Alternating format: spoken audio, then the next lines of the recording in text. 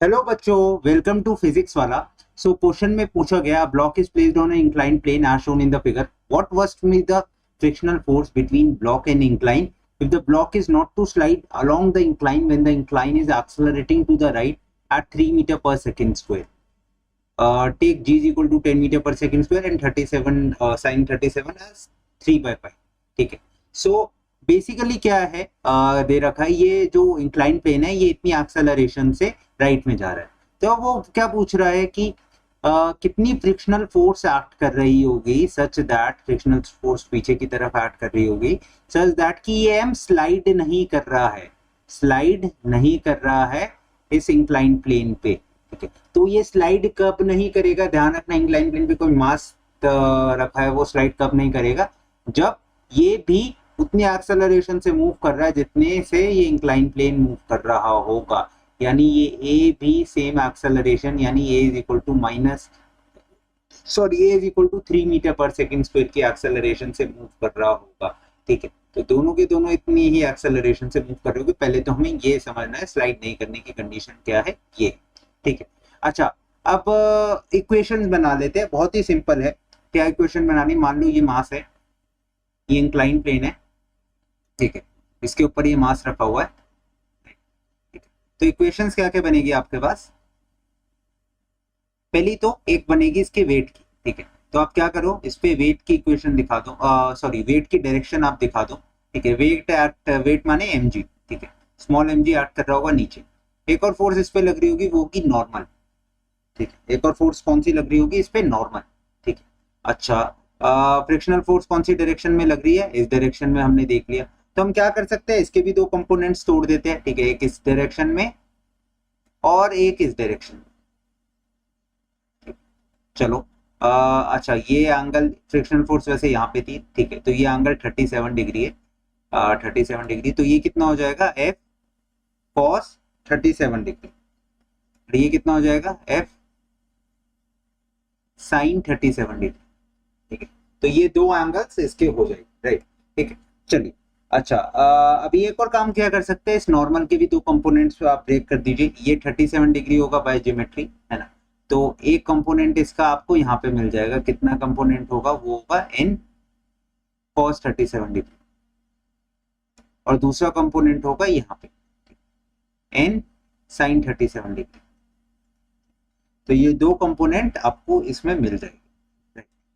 अच्छा, अब वैसे ये कंपोनेंट को इरेज, कंपोनेंट तो आपने बना ही दिए। ठीक है। तो आप चाहो तो इसको इरेज कर सकते हो।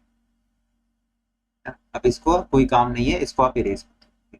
चलिए, अच्छा, अब सिर्फ बैलेंस आउट कर दो। अब ध्यान देना, ये एक एक्सेलरेशन से जा रहा है इस डायरेक्शन में। ठीक है। ए नेट जीरो नहीं है, 3 मीटर पर सेकंड स्क्वायर है इन हॉरिजॉन्टल। ठीक है। अब हॉरिजॉन्टल वर्टिकल डायरेक्शन में बात कर लेते हैं। वर्टिकल डायरेक्शन के लिए कंडीशंस लिख लो। ठीक है। ये दोनों जो है ये इस mg को बैलेंस आउट कर रहे हैं। ठीक है। तो मैं क्या लिख सकता हूँ, n cos 37 डिग्री, ये किसके बराबर है, n cos 37 degree plus f sin 37 degree, ये किसके बराबर है, mg के बराबर। अच्छा, अब n 37 डिग्री, अब हॉरिजॉन्टल डायरेक्शन में बात कर लेते हैं। हॉरिजॉन्टल डायरेक्शन में क्या कहते हैं, n 37 डिग्री, एफ नेट हमें पता है मास इंटू एक्सेलरेशन होता है, मास इंटू नेट एक्सेलरेशन। ठीक है।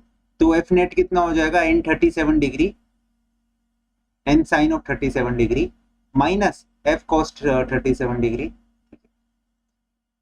अब देखो ये वाला ज्यादा है ये कम है, तभी तो ये एक्सेलरेशन से मूव कर पा रहा है। ठीक है। तो ज्यादा वाला माइनस कम into mass into acceleration, acceleration की वैल्यू अभी मैं पुट नहीं कर।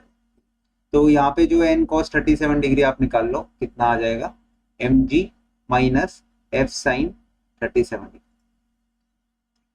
अच्छा, n साइन 37 डिग्री की कितनी वैल्यू आ जाएगी, मैं n को एलिमिनेट करना चाहता हूँ। ठीक है। इसलिए जो है मैं n की टर्म्स में सबको लिख रहा हूँ। अभी आप देखिएगा एलिमिनेट करने का तरीका। तो ये आ गई इक्वेशन फर्स्ट, ये आ गई इक्वेशन सेकेंड। अब क्या करो, यहाँ पे सेकंड इक्वेशन को फर्स्ट इक्वेशन से डिवाइड करो और ध्यान से देखो n से n कैंसल आउट हो रहा है। ठीक है। तो n sine 37 degree, sine 37 degree upon n cos 37 degree. तो ये कैंसिल आउट हो जाएगा आपस में, यहाँ पे बचेगा मास into acceleration minus F cos 37 degree upon mg minus F sine 37। अच्छा, अब सारी वैल्यूज भी आप पुट करते चले जाना, ठीक है। मैं आपको एक ट्रायंगल बना के देता हूं ताकि उससे आपकी कैलकुलेशन आसान हो जाएगी, ठीक है। वैसे ट्रायंगल ऑलरेडी बना हुआ है अगर आपको दिख रहा हो, ये 37 डिग्री है, तो ये क्या इतना होता है 3 4 5, 3 4 5, इसको याद कर लो, साइन 37 कॉस 37 tan 37 सब कुछ यहाँ से निकालो, ठीक है। जब आप इसमें सारी चीजें पुट कर दोगे, ठीक है, जब इसमें आप सारी साइन की वैल्यू कॉस की वैल्यू पुट करोगे तो आपका जो इक्वेशन बनेगा वो कुछ इस तरह की बनेगी, 3/4 is equal to 5 times M A plus 4f upon 5mg minus 3f। मैंने कुछ नहीं करा, साइन 37 कॉस 37 की वैल्यू पुट करिए। साइन 37 डिग्री आपको पता है कितना होता है, साइन 37 डिग्री इस ट्रायंगल से निकाल लो, opposite side upon hypotenuse, opposite side 3, hypotenuse 5, cos 37 degree की वैल्यू निकाल लो, एडजेसेंट साइड अपॉन हाइपोटेनियस 4/5, ठीक है। तो ये वैल्यूज आ गई आपके पास। अब इसको जैसे ही आप सॉल्व करोगे तो आपके पास जो इक्वेशन बनने वाली है वो क्या इक्वेशन बनने वाली है, वो बनेगी 25f यानी frictional force is equal to 15 mg minus 20 ma, ठीक है। अब m की वैल्यू तो नहीं दे रखी, g और a की वैल्यू हमें पता है, g को पुट करो 10, a को पुट करो कितना 3 मीटर पर सेकंड स्क्वायर, दोनों में मीटर पर सेकंड स्क्वायर है ना, ये हमें कॉमन सेंस की बात है। तो यहाँ से f आपके पास आ जाएगा, कितना आ जाएगा 150 times f minus 60 times m upon 25। तो यहाँ से फ्रिक्शनल फोर्स की आपके पास वैल्यू आ चुकी है 90/25 टाइम्स ऑफ m न्यूटन, ठीक है। m is the mass of that body, ठीक है। तो ये फ्रिक्शनल फोर्स की वैल्यू है। आई होप आपको समझ आया होगा। Thank you for choosing physics वाला, बेसिक कॉन्सेप्ट था, काफी इजी क्वेश्चन था, है ना। सो पढ़ते रहिए। Thank you very much.